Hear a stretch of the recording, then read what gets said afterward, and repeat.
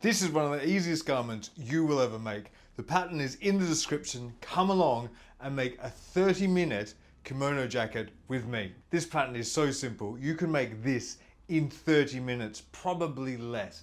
It is the simplest garment you will ever make. It looks fantastic. It has a historical precedent to be worn with kimono, but it looks fantastic with everything.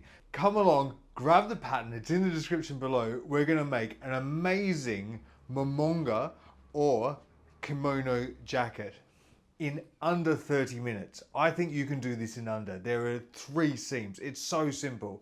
Let's go and have a look. So this garment has a lot of names. On YouTube you can see it being made. It might be called the circle cape, the rectangle cape, the easy jacket. It actually has a Japanese name, which is Momonga. That means the flying squirrel. And if I do this, you'll see why. If you wanted to be technical, this is a lot like a dolman sleeve in shape, but not in construction. It's a fantastic jacket. It literally is just 2 seams on either side and then we hem it. It's really, really simple. You can make this so fast, but then you can enhance it. Like all of my 30-minute patterns, you can make this really fast, really quickly and be out the door. Have something within the afternoon, within the hour. But then it's about enhancing it, using different fabrics to make it more elegant or more drapey, using the textile to change the pattern of the jacket, and then making additions. So adding clasps and bows and making it able to shut or putting a pocket on it, something like that. Either way, you can make this really simple. You can make it as extravagant as you like. That's the best thing about sewing your own clothes. Grab the pattern in the description below. We're going to go and have a look at what we're going to make this out of. I'm going to be using some black matelasse fabric. So you might know this as a cotton jacquard or a quilted jacquard. Matelasse comes from the French matelasse, which means mattress or padded, quilted. It's cushioned. That's how you sort of translate it to English. It's something that has a puffy quilted look to it, and that's how it's constructed. It's an incredible fabric. It really is striking. Look at that. Even if I just hold it up, I'm just holding up a square of it. It is a stunning textile to work with, and you can get it in every iteration, every color. There are real leaps and bounds happening with what they're doing with this kind of fabrication at the moment, especially. So a matelasse is a beautiful fabric. What it is 2 separate fabrics that are woven at the same time, right above and below each other like this. And then they have what's called a puff yarn that combines the 2 fabrics together just at certain points. Then once it's all woven, they shrink the puff yarn, which means it puffs the fabric and gives it this cushioned or quilted look.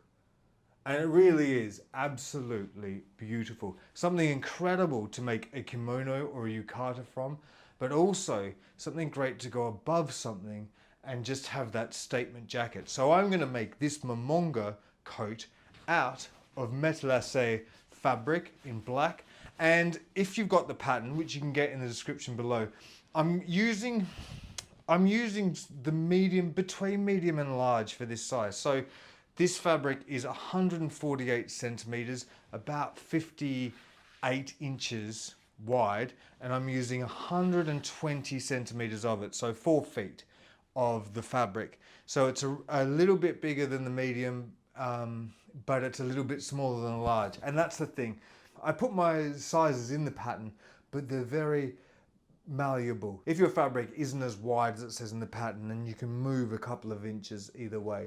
This is going to make something quite good. It's going to be a little bit bigger than this. I made this Momonga out of cotton calico. So basic cotton that you use to test patterns and test fabrics. It's a great idea if you're ever doing something for the first time to buy calico. It is fantastic cotton, does what you say, it does what you tell it to do, which is fantastic. And it's nice and inexpensive, so you can really play with it, make mistakes, make all your mistakes with this, and then move on to something absolutely wonderful and create something beautiful. It creates something beautiful by itself though. So this is plain cotton. This is in the small size in my pattern. So it's 110 centimeters by 120, maybe 130. Now, it fits the mannequin and it actually fits me quite well. So I'm a 5'11" man and I'm not that slim, and it fits the way it should. It should have this sort of wing effect to it. But take note on fitting. So it fits me. I've got broader shoulders than I do hips. When my mother tried this on, she has broader hips than she does shoulders. It's sort of caught a bit more on her hips. So if I was going to make this again for her, I might choose the same smaller size, but make it a bit wider. And that's how you then change the sizes for this pattern. If you just try it on and it doesn't go all the way around, or it doesn't sit the way you want it, make it wider on the longer side before you do it on the shorter side. That's a little tip. So maybe get fabric that's 60 inches wide or 150 centimeters and cut the whole piece and just cut it to 4 feet or 120 centimeters. That's going to cover a lot of people and it will be comfortable on a lot of people. Online you see this made in meter squares. That is extremely small and it does fit a lot of people who are very, very slight. But if you're making this and you have larger circumference around your hips especially, you want to add just a little bit more on the longer side and make it better. And if you don't have fabric that's 60 inches wide or 150 centimeters, say your fabric is 43 inches wide or 110 centimeters, you can easily add around when we put the hem, you can add extra fabric there and even have a contrast hem, so which is kind of your hem and your collar. We'll see how the whole coat works. It's weird to explain because you've got a hem that is your collar and your side seam that also is your sleeve. It's a really interesting jacket, but you can add things to it and patchwork to create something really wonderful and create something that fits you in the fabric you like. Let's have a look at how we make it. So no matter how you cut this, you'll have a shorter side and a longer side. What we do first, double turn the raw edges on the two shorter sides of your fabric. Two shorter sides have been turned twice. We now fold the whole piece in half. So you got the two raw edges together and your turned sides together like this. Like that. So, from this fold, you see here, open, there is a fold. Measure down from here and from here 8 inches or 20 centimeters.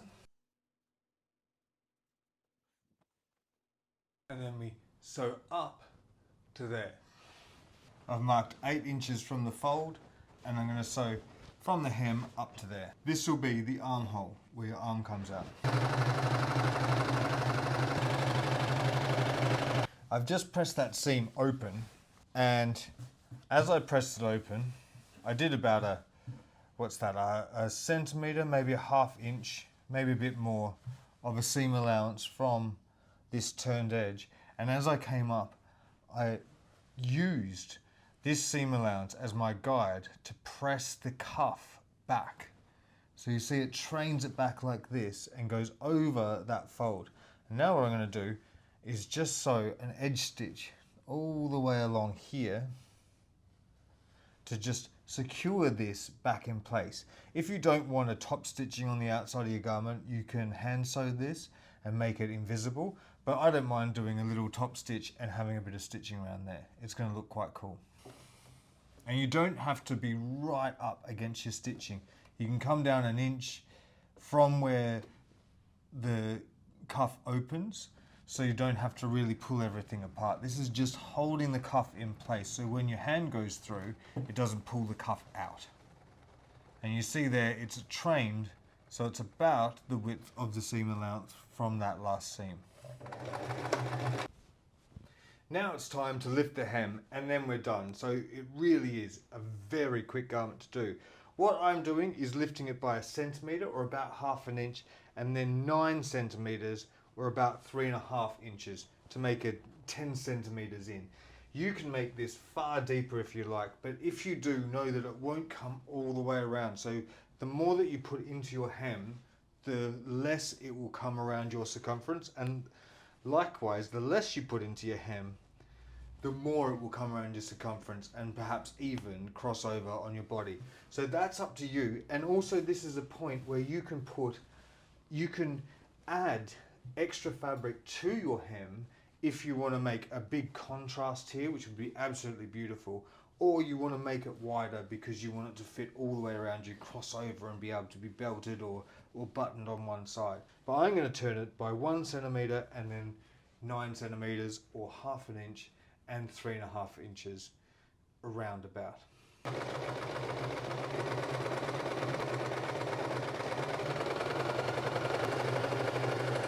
Okay, that was fast. That really was absolutely fantastic. This is beautiful. It really is fantastic. Compared to the one that I made in the smaller size, it really has the coverage, and this fabric is incredible. Look at this, how that is just staying completely out there. This is that matelasse fabric. It is so sumptuous and it catches the light. I'm going to bring the camera in as usual and we'll have a real look at the fabric. But I want you to see it on the mannequin and see this line that you create straight down here. So you can imagine as well, people wearing a kimono, they have an obi underneath and it sits nicely over the top of that, but creates this beautiful mid-century line straight down the back. And in that fabric, look at that, absolutely beautiful. Now, the reason I made this hem / collar, so you now that you've made it, you understand that we have a collar that's also the hem, and that these side seams go straight to the cuff, so it is sort of a sleeve / cuff situation as well. Absolutely mind-boggling. But anyway, this is what happens. The reason why we have the hem / collar nice and thick is so you turn it back at the top here and you get the right side of the fabric, because the hem's turned, that comes back on the neck here. It's okay if the wrong side of the fabric comes back, depending on your fabric. But if you've got, say, a sublimated print, which means it's printed on top of the fabric, and on the underside it's usually more washed out because it's only printed onto the top of the fabric, it's better to have a deeper hem / collar, because then the right side of the fabric will come through if you turn over this top part here.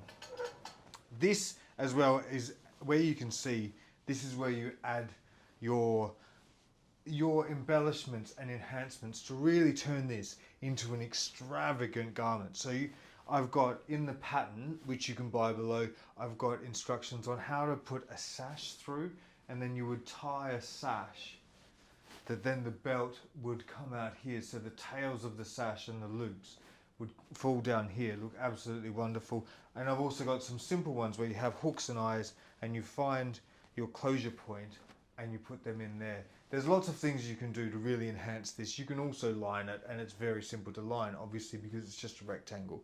But this is it in its simplest form, made in half an hour. In fact, that took me less than half an hour to make. It is absolutely wonderful. I hope you enjoyed it. I hope you go and make one yourself as well.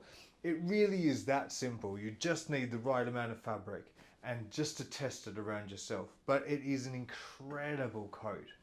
Looks fantastic with a kimono. Looks amazing just with jeans and a t-shirt, even just to amplify that outfit itself. I hope you enjoyed making it, and I hope you enjoyed watching. Grab the pattern, it's in the description below. I'm Kimono Alex, this is House of Kimono, and follow me for everything kimono.